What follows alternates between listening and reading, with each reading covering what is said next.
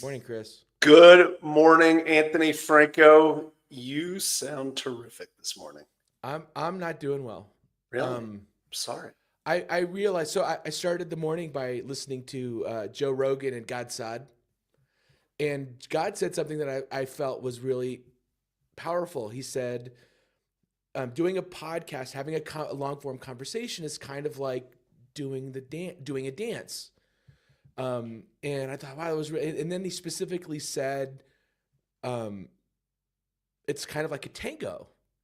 And so, I just kind of took me on a tangent and I started looking at tango videos.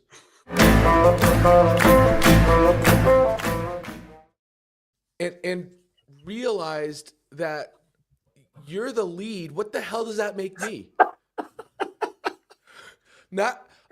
I'm not doing well, Chris. I mean, if I'm the lead, you get to wear the dress, which is I need to rethink this whole thing that I'm doing with you, man. I mean, wow. I feel like we could do an hour on that alone, but we're not, because Andrew's looking at us right now backstage going like, what are these two? What have I gotten into? Anthony, how do you start? How do you go out? How do you follow that? I'm sorry, Chris. I didn't set you up. No, I do well. So I would say that, looking about market research is also a little bit like a tango. And I don't know how, but we're going to discover it today here in our episode together, Anthony, with your new deep, sexy radio voice that you have. How you doing? All right. What if the difference, Anthony, between success and failure isn't in the execution, but in the questions you never thought to ask? I never think to ask a lot of questions. In 1985, a small Wisconsin company called Centers and Theaters Corporation spent millions launching a chain of automated self-service video rental kiosks called Videomat. Like laundromat, Videomat. Good idea. The concept seemed perfect. Convenience, lower cost, 24/7 availability, but they failed spectacularly within months. Why? They never asked actual customers if they were comfortable renting expensive VCRs from a machine with no human oversight. 20 years later, Redbox would succeed with the same business concept, but only after extensive market research revealing that DVDs, being cheaper and more durable than VHS tapes, make customers comfortable with self-service rental. Today, Anthony, on How to Founder, we're going to make fun of your voice and we're going to be talking about market research. I am Chris Franks. This is my deep radio co-host voice, Mr. Anthony Franco. I have a deep voice and should be wearing a red dress. Something's wrong. Sequins. It needs to have sequins. And today we're joined by Mr. If he's still here, good. Thank God he did not fail. He's still here. Andrew Muir Wood isn't your typical market research guru. He's the guy who makes sure companies, they're like the tiny little company called Mozilla and Deliveroo, don't build stuff that nobody wants. Well, he's not saving startups from their own assumptions. I'm going to say from their own dumbassery, like being dumbasses, because that's usually what we do. You'll find him building cabins, mixing cocktails, or probably making terrible puns about both. Andrew, I knew we were going to get along when I saw puns in this. Like, I love a pun. I told a joke yesterday, Anthony. I want to tell it again today. You have 7 jokes. I've heard them all already. I spotted an albino Dalmatian the other day. It was the least I could do. I spotted an albino. Yeah, and you would think you'd stop telling the jokes to get no laughs, Chris. I mean, come on. That is a great dad joke right there. I spotted. It's a verb instead of just... Anyway, Andrew... First of all, welcome. Thank you for being here. I'm apologizing in advance for our tomfoolery. It is. It's like been a long week, and it's Thursday. We still have 2 days left. So let's just get right into it. What do we do? What patterns have you noticed? How do we as founders start to think about this? And we talk a lot about this concept that, hey, the customer has a vote here, and it's really the most important vote. But so much of the time, we as founders spend time in our own office dreaming up the own stuff, never actually getting out and understanding what the market wants. So just take me through your thoughts just right off the bat. I'm thinking about starting a company. How should I think about this concept of actually going out and understanding what's happening in my market? Yeah, good punchy opening question. Thank you. Interesting joke. I love it.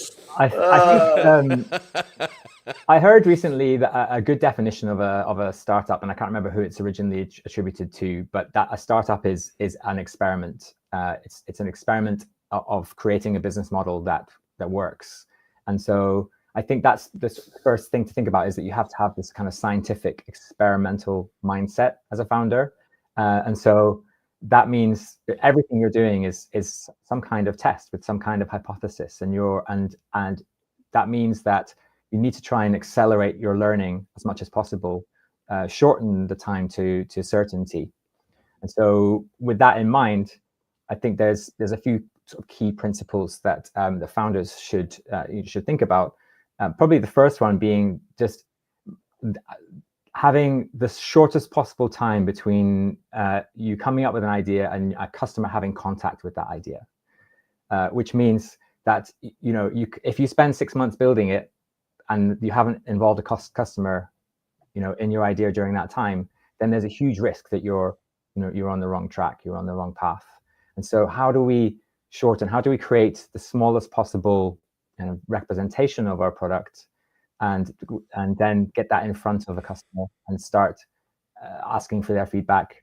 And that representation might be that a script, an interview script, where we're asking them questions about their problems before we even show them anything. And so there's all of these ways, very affordable, very fast ways of gathering feedback or insights from customers, and they need to happen from day one. And really, if you're hiding away on your laptop, on your garage, building for 6 months or a year, then you're just delaying an inevitable bit of negative feedback later on. There's a stat that I love, and it's been bannered around the startup world for a while, but it says 42% of startups fail due to no market need for their product. 42% of startups fail because the market doesn't need their product. Implied in that statement is it's a startup, it's a business. It wasn't an idea, it wasn't a project. It was an actual company that went out into the market with this thing, and the market just said, nah, don't really need that thing. And so I want to start really low level today, Anthony, just in this very, very foundational thing, and say, if I'm a founder, early stage founder, and then Andrew, I want to ask you how, where do I start? I have a market maybe in mind, maybe I have a problem that I really am fascinated about solving, but I don't know that we've gotten this tactical in this conversation. On day one, what do I need to do here? So the day one should be about listing off your assumptions about this area. So your questions and assumptions, and then prioritizing them in terms of how scary they are for your success. And a good way of thinking about that is there's kind of two axes. You can draw this, but there's two axes. One is this something I can control or can't control? And the other one is, how critical is it to the success or failure of my business idea? And if you do it correct, like a good McKinsey consultant should, top right should be the scariest question, because that's something that is critical to your business, and you can't control, whether or not the success of it. And so usually the question that's on the top left is, who's going to pay for my idea? And so really the very first set of questions that we should be asking is trying to validate that people are willing to pay to spend to solve a problem. So it's not just that they have the problem and are aware of the problem, it's also that they're willing to allocate money towards solving that problem. And I think that a lot of the time we come up with things, there's loads of really great ideas for startups where that are like I think, there's how many people have started a birthday tracker, and, or like a friend CRM. These are these all solve problems for people. But actually, when it comes down to it, actually, like who's going to pay for it?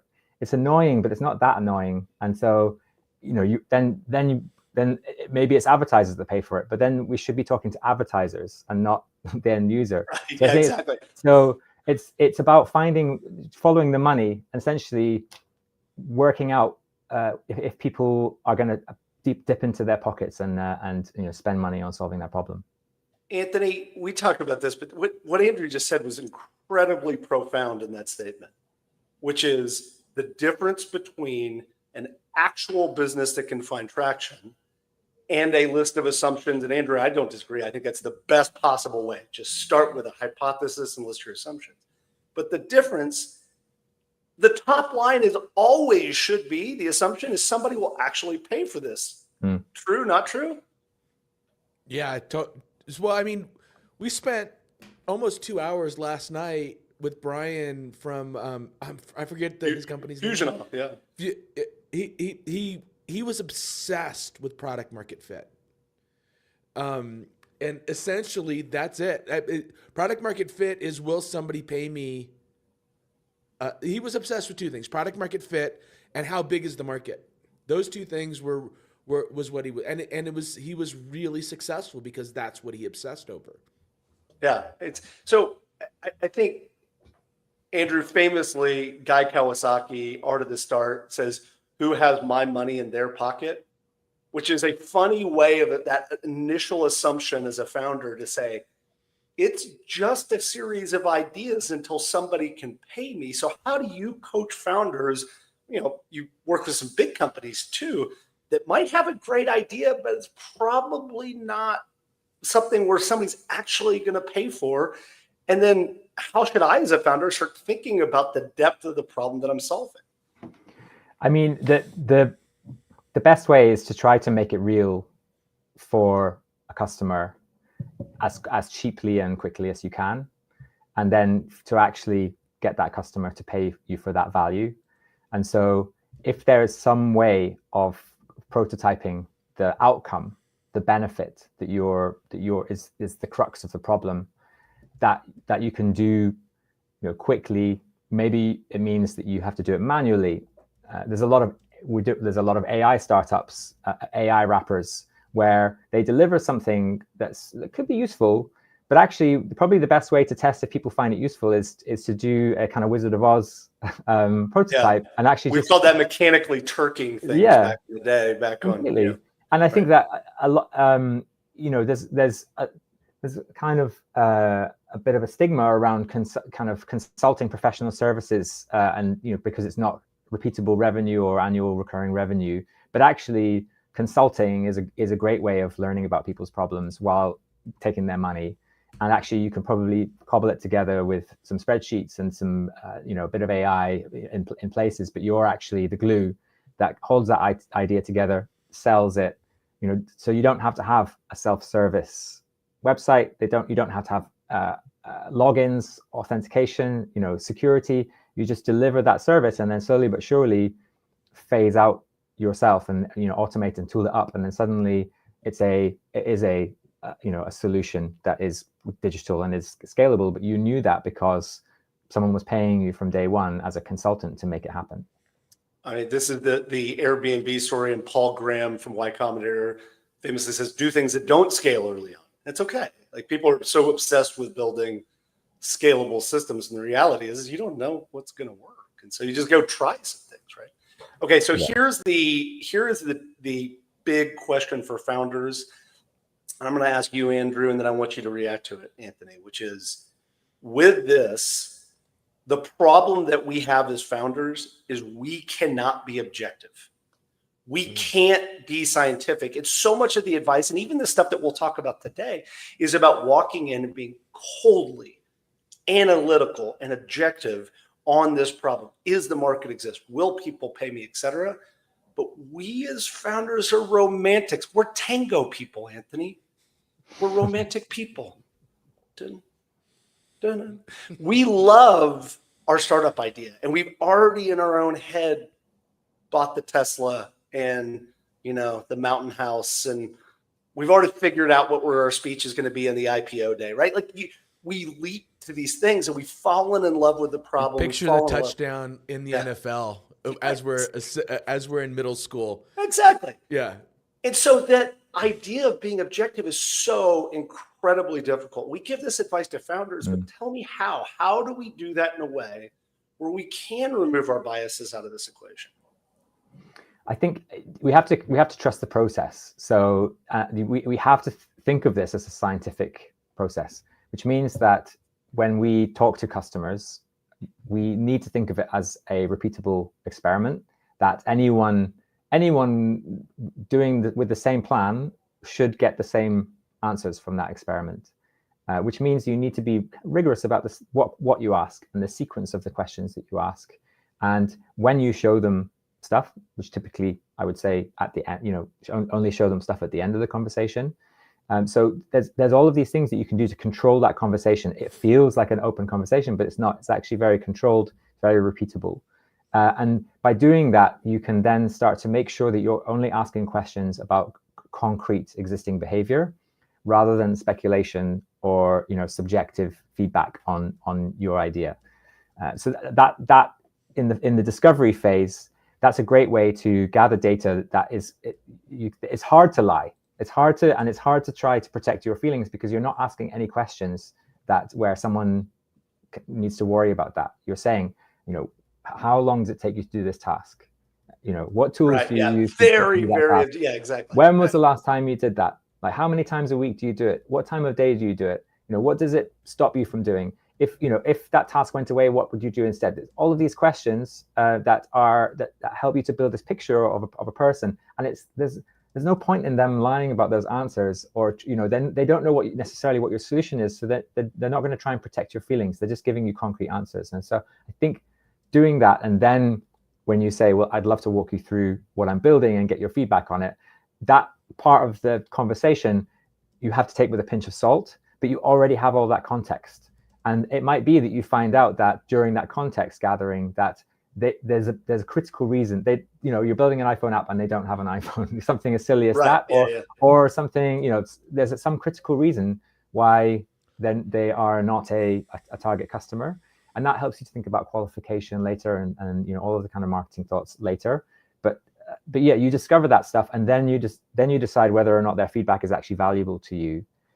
And then you can start showing them your thing. And I think that you're right, it's hard for founders, but it's also important for founders not to kind of delegate this. I'm probably shooting myself in the foot here as a research consultant, but outsourcing, you probably shouldn't outsource it. Or if you do, you should work with an extremely great consultant who helps to bring you along in the process and make sure that you're included in it all the time, because you need that sort of personal context. I actually think it's very smart to work with somebody at this stage. If you have the money, like this is hard, Anthony. Keep talking, Chris. I show up, Anthony, and I'm going to sell. Like I'll start selling. I know I will. I don't ask objective questions. I agree. I totally agree with that, Chris. It's also it's hard to understand how to ask the right questions without leading the witness, unless you've had somebody that does it over and over again. I find, you said, Chris, us as founders are always looking to kind of validate our ideas, so it's hard for us to get our own egos out of the way. I think that comes with being hit I think that gets a lot better as you get pounded in the face after you've built a product and multiple times, and customers keep rejecting it. You start to switch so doing customer research in a real valuable way is like a go-to-market hack. It really is, because if you build it and nobody wants it, rebuilding it is gonna take a lot of time and you might not be able to rebuild it. Where if you can, I always look for, if somebody's telling me what I want to hear, I almost dismiss it. I'm like, yeah, I'm talking to the wrong person. I need to go talk to somebody that tells me what I'm doing is wrong or how I'm thinking is wrong. It almost switches to like, I need to get to the things I'm thinking about incorrectly as fast as I possibly can. And building the product first is not the fastest way to get there. Andrew, the thing that strikes me here is that what we're talking, and this is a terrific conversation because this is not something that is part of the conventional wisdom. We talk about lean startup and other things, but really, Andrew, what we're doing is developing the skills of a researcher, of an academic researcher who is trained to go out and present, to gather information without bias or prejudice. And so, but those are researchers learn to do that over time. And so it's a set of skills that you opposed to all the other skills you need to have as a founder. This early stage founder really needs to figure out how to develop those skills. So let's just talk about those. What are the skills? How do I do this job? Obviously, I need to gather some data. Start there. How do I go gather data? Is it you said questionnaire, it's interviews. Just walk me through step by step how you would recommend it to me as an early stage founder. Yeah, so I mean, great points, and certainly second-time founders tend to be more open to this because they've because we've failed, Andrew. Yeah. And we've failed miserably. There are things in life that you have to live. You have to just live it to kind of, it's everywhere. The advice is everywhere, but you just have to live it before you sort of realize how important it is. So true. And myself included. And even when I'm working on something, my side projects, side hustles, it's still my baby, and suddenly all of that good practice goes out the window. So it is completely human to be an optimist about your idea. But yeah, let's walk through the process. So there's a number of steps, and the first step is actually firstly, we've talked about gathering your assumptions and hypotheses together, making sure that you've got that mapped out. I think then prioritizing and not trying to answer every single one of them all at once. There's no point in asking people about whether they'd rather use Stripe or another payment solution before you've validated what they're paying for. So there's just no need to even ask that question. So you need to just put that at the bottom of the list and make sure you're focusing on the top priority, scariest questions. Then the next thing is to think about, who am I speaking to? Like I once spoke to a founder who'd interviewed 120 customers, and it's become a bit of a vanity metric. Y Combinator says you need to go out and get out of the building. Famously, Y Combinator, you will talk to and they're just like, hey, can I talk to you about this thing? It's like, yeah, but I'm not your customer. It's like, doesn't matter. I just need to get one. Yeah, just tick that box, put that logo on. And so, but even if you do speak to 120 and they are relevant people, you need to be structured about it. Because we're going back to this experiment design. So we're saying, I have these 5 questions. One of them is probably about money. And the rest of them are probably about tasks and pain points and how it fits into their context and maybe some buying behavior. And then I need to think who exactly is going to be most useful to ask that question. You probably have a hypothesis about the kinds of customer profiles where your idea might hit or where the problem might exist. And so, if we're going to speak to 12 people to start with, then let's speak to 4 in that segment, 4 in that segment, 4 in that segment, and start to get a feel for, what am I hearing from there? And you might realize actually that one, the third segment, is way more kind of mixed and diverse, and you realize you need to do another 12 just in that segment, but like 2 small, 3 medium, 4 large. And so it's even just who you speak to is a systematic process. And by doing that, you're starting to work out your ideal customer profile. You're starting to work out how to qualify later, but you're also trying to work out, where's that money coming from, who has the biggest problem, who is most easy to sell to, who has most sort of easy access to budget to start, actually, paying to solve that problem. I'm going to ask a controversial question to you, Anthony. Are you ready? To my sequined, lovely co-host here. I'm not wearing lipstick. Don't make those assumptions, Anthony. So here's my question to you. or have we done this wrong for our entire history of being founders, et cetera, which is, do we need to first just stop at problem identification? And so if you as a founder, as you're coming up with this idea, do you just stop? You go, here is a problem that deeply fascinates me, and I feel like it's painful enough for something to be there, and stop. Because Andrew, the thing that you just said is we automatically go to, well, here's how we're going to solve it. That's human nature. But in the process of actually creating a high growth startup or any sort of a business, should we just create that problem statement first and then go out and start doing interviews before we even create a hypothesis of how we're going to solve this problem? I know it's probably a little bit fuzzy, Andrew, but like, what do you think, Anthony? Yeah. So I'm called to the conversation that happened last night. What I found interesting that's so corollary to this conversation, what Brian did is before he started his company, he listed a whole bunch of things on a whiteboard that he thought he was going to build, that they wanted to do. They wound up on forums. And he started building the forums. Ironically, he talked to customers, and his customers told him they would pay for those forums. And so he had he had what he thought was product market fit. He had a big pain problem. He started to build what he thought was, and he delivered it, and nobody bought it. And then he was like, okay, so we're nowhere right now. How do we go to we need to start making money. And the process of building the forums made him discover a deeper, more valuable pain point. So I don't know, Chris, if that's the wrong. I don't think he did. You can't look at him and say he did it wrong. Yeah, that's exactly right. I mean, right? Even sometimes the problem that you don't even know the problem until you start working on the problem. Building is really, really, really important to the process. As long as you can build really quickly, and B, what he did, and the word that struck out to me on that is he almost treated. Like he was a passionate product advocate and passionate product builder, but he treated the customer research as almost as though he was an anthropologist. He separated himself from watching people use it. Like he was now he tried to remove himself and make himself an objective third party.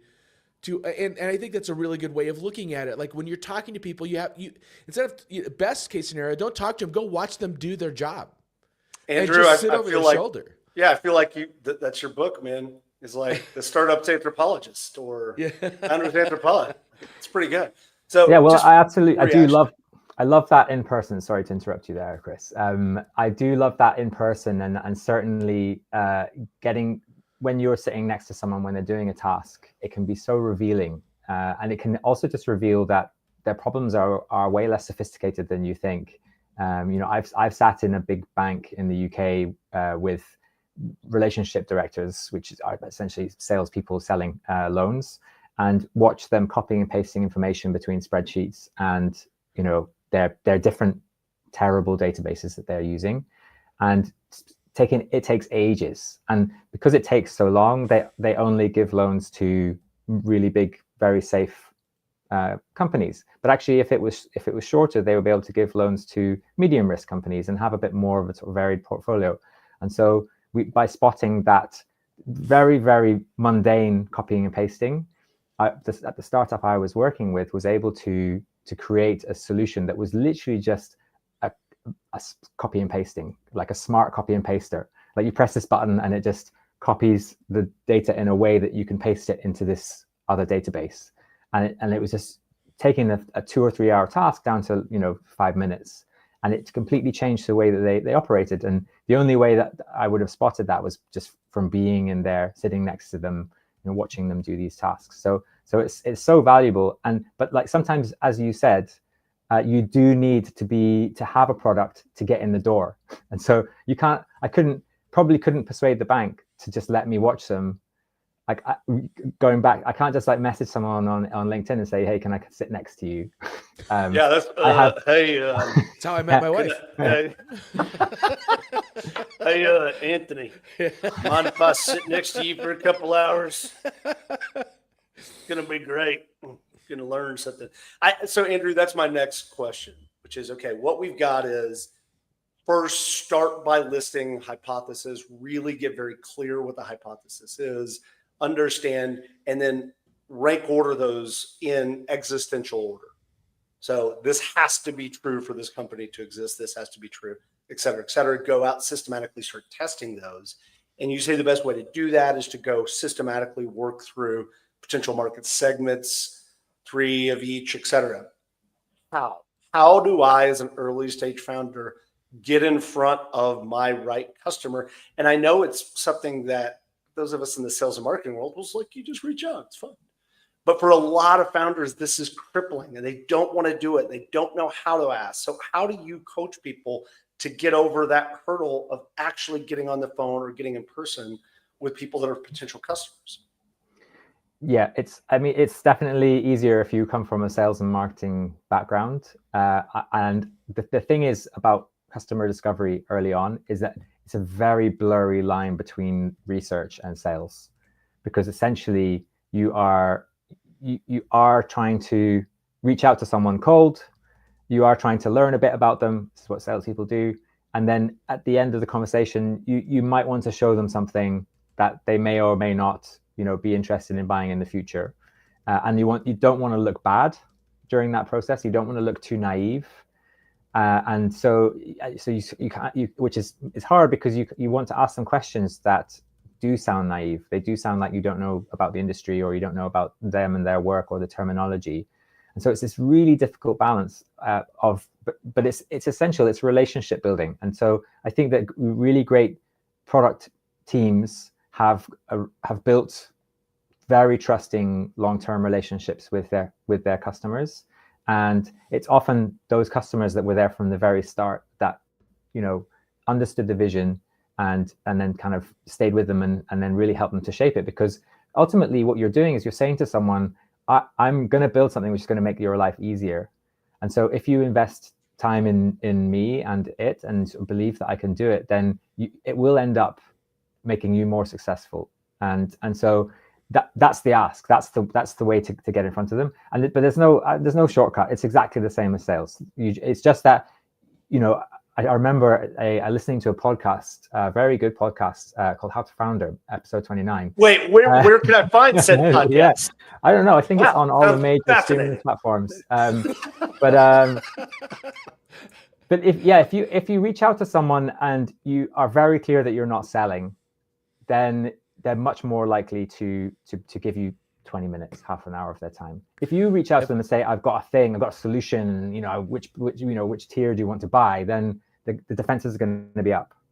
Anthony, I'm going to put you on the spot. Give me your best strategy tactically. What do you say? Do you LinkedIn outreach? Do you call? Do you email? What do you say to get in front of an early user?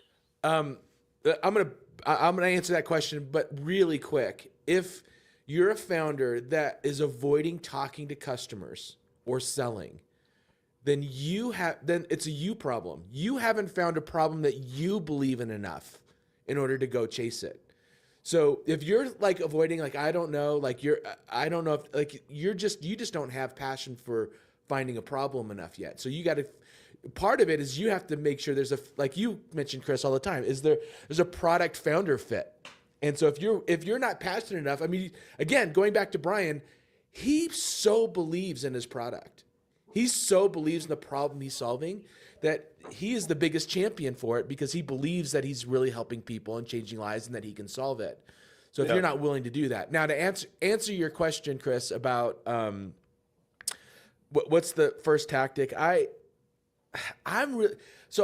probably not the best person to ask here, because I have such a great network of founders. I've kind of built the foundation of creating a founder network, that I'll just go to my network.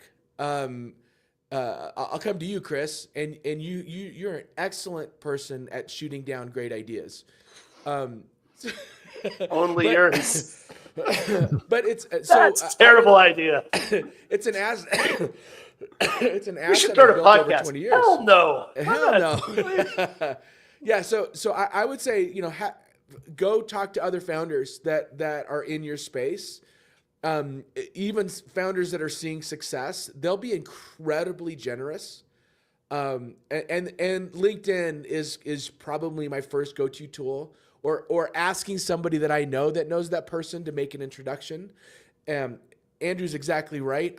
You're genuinely not looking to sell anything. You're saying, hey, I'm thinking about solving this problem and I need some help. And that usually will get somebody to, I need some help answering some questions. Like they're going to provide you an opinion and that's it. That usually gets them to agree to spend 15, 20, or 30 minutes with you. In this, and I'm just going to summarize what both of you said just briefly, because there's a couple of key things in my opinion, which is the first thing is humbly go ask for help. Say, Andrew, I'm not here to sell you anything. I'm doing customer research, play to their ego, be humble. And then, Anthony, what you said is just triangulate. Find the person that's going to introduce you and work to. Mr. Brian Walsh says founders executives had a distinct advantage in CCing and outreach, and that's so they can approach the process as peers. It is a great point. One of the things that you do, and this is a little bit of a hack, Andrew, is if you're reaching out to product managers on your email, say you're a product manager, or say you're something like, don't say, I am the senior vice president of this, because that feels like something different. Try to approach them as a peer when you're doing that research. So any other hacks, Andrew? I think, yeah, what I find from second-time founders is that they're willing to be in that learning zone for a lot longer. And so just that sort of naive asking for help. And it's very assertive to ask for help. You know, I think pretending that you don't need help and pretending you know all the answers is because you don't want to be seen to fail. You don't want to, you want everyone to respect you, and is very normal. It's like, but I think it's when you're switching from founder that's raising money to founder that's learning about the customer, you have to switch off that fundraising and VC mindset where you have to be extremely confident and know all the answers, to this very open, I'm learning about the problem, I'm learning about your tasks, and I really need to get your perspective and get your introductions. That's that switch. And if that person believes in you and connects with you as a friend or as an equal, then they're more likely to want to, maybe it's not a good fit for them, but then you stay in their minds, and then 6 months later they say, do you know what, I just remembered you when I was talking to someone else, and here's an introduction. And so you start to build that sort of network of champions. It's also good to start building your network 12 years, get in a time machine, build your network 12 years ago. Right. But that's why, connect with people on LinkedIn today. Just go out, start building a network. Like it's powerful. Yeah, and while if you're thinking about maybe in a few years' time you want to start something, then can you go and for 5 years just give people a lot of free advice, go to events, build your connections, build your network, help out, make the tea, do whatever you need to do to just become friends with people in the community with no ulterior, well, there is an ulterior motive, but that's much further down the line, and you're just learning and just taking it in and being friendly and helpful. And I think I did that in my 20s without realizing that it would be useful to me later. And so I ended up, when I started my consultancy, a lot of work came in from referrals from people who I'd completely forgotten I even added them on LinkedIn. And then they saw a post and, oh, I didn't know you were doing that. Oh, we need that. And then we're back in touch. All right, so I'm going to sum up where we are right now, and then we'll go to the speed round in a moment. But I just want to make sure we haven't left out anything, because I think it's a really great conversation about this early stage. So as I come up, make sure I list my assumptions, stack rank those, go out systematically, find the people that you want to go do. We haven't touched on it, Andrew. Just briefly, build a survey, just observe, send a questionnaire. How do I do that tactically? What information am I gathering? And I know it depends on the business, but what's your go-to move here? I always recommend starting with interviews. So live conversations. That these surveys and other tools are really great for scaling up your knowledge later on. But it's much easier to write a survey when you know what A, B, C, and D are, and you only find out what A, B, C, and D are, and word them in a way that resonates with people if you've done the conversations first, and you've really understood how someone's day looks, or how that task looks, or how your solution is going to fit into their lives.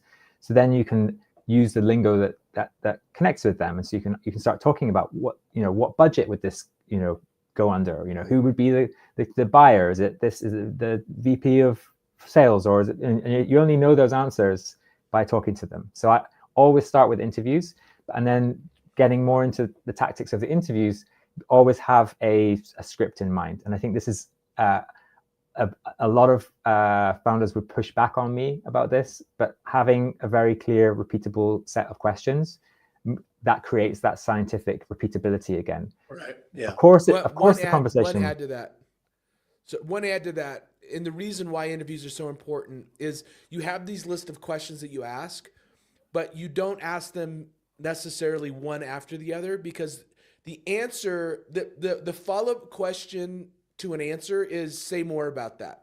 Why? And that's where the nuggets come out of. Not the answer to the question, but the answer about, tell me more about that thing that you just said. That's where the nuggets are. So that's why interviews are so much more powerful than the survey.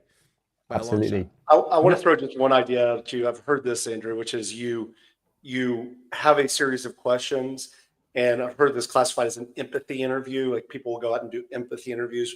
However, in a column over to the right, just some little field that you add that talks about what was the reaction. So in other words, hey, what problems do you have? Well, it's kind of annoying that I have to do this. It's like, oh, I have to copy and paste 3 hours worth of stuff. And you're like, whoa, that was a strong emotional reaction in that moment. And so at least having some classification on what a pain scale. Yeah. And what actual emotion exists there, because as you get further down the road, Andrew, like, we have to now go try to tie into solve that problem. And if it's a big, hairy, painful problem, it's easier to do.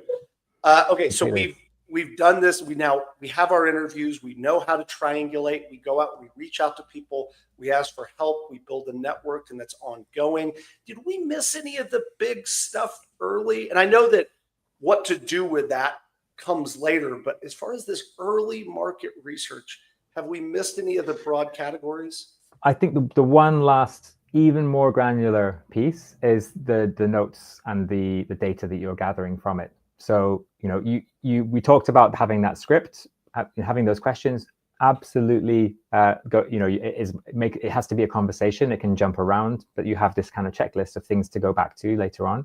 And then what you just said, Chris, about capturing the emotion in the moment. If they roll their eyes, if they smile, there needs to be a systematic way of capturing that, and also keeping your notes organized. And so having a structured note-taking solution, it's much easier if you're doing it's much harder in person, even though in person is often reveals more. But if you're doing it on a video call, then you can have your notes in a very structured format, and then you can type the answers in that structured format, and be quite disciplined about that, because a lot of the time founders have the notes scattered, on an envelope, on their notes on their app, on Google Docs, and it's a stream of consciousness, and that's much harder to go back to when you've done 50 interviews. So the more structured you can be about your note taking, the easier it is to go back to, and AI can be a massive help there. I was just about to say, what we're describing is a form of research that is statistically relevant in the research communities and colleges and universities. It has been transformed by AI, because I can simply start to ask, other than like what words were most prominent in these transcripts, use Otter AI. Use your voice recorder. Just record freaking interviews. Yeah. Good stuff. Absolutely. Okay. Well, so let's move into the speed round here. We're going to ask a series of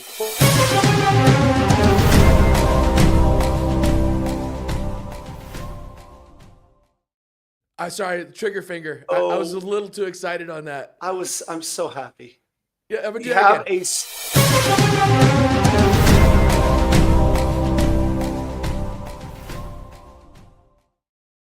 That's very cool. That's very cool. Andrew, give us your feedback, your research on our speed round graphic. Is that? It made me feel anxious and excited. Is that what you intended? Yeah, I think. Yeah, I the think graphic so. is better than the questions. That's the problem. Yeah. Really, Anthony, is the ultimate evolution of our show? Just a series of really good graphics. Really good. You don't We're even just talk. gonna repeat the graphics Yeah, over and over again. that's really the quality. It's much better. All right, I'm going to ask you a series of questions. Just what's your first take, or if it's a bad question, or if you don't like it, or if you think it's contrarian, whatever. Just let us know. Are you ready, Andrew, for our speed round? Yes. I almost did it again. Should I do interviews and surveys? You've already talked about this, but tell me again when I do interviews and when I do surveys. Do interviews first when you want that depth. Do surveys later when you want to scale up your findings. You've seen some themes emerging from your interviews, but you want to scale that up and start to understand the addressable market. Some of these more quantified questions. Surveys are a way to get that much larger collection of feedback and start to segment the answers.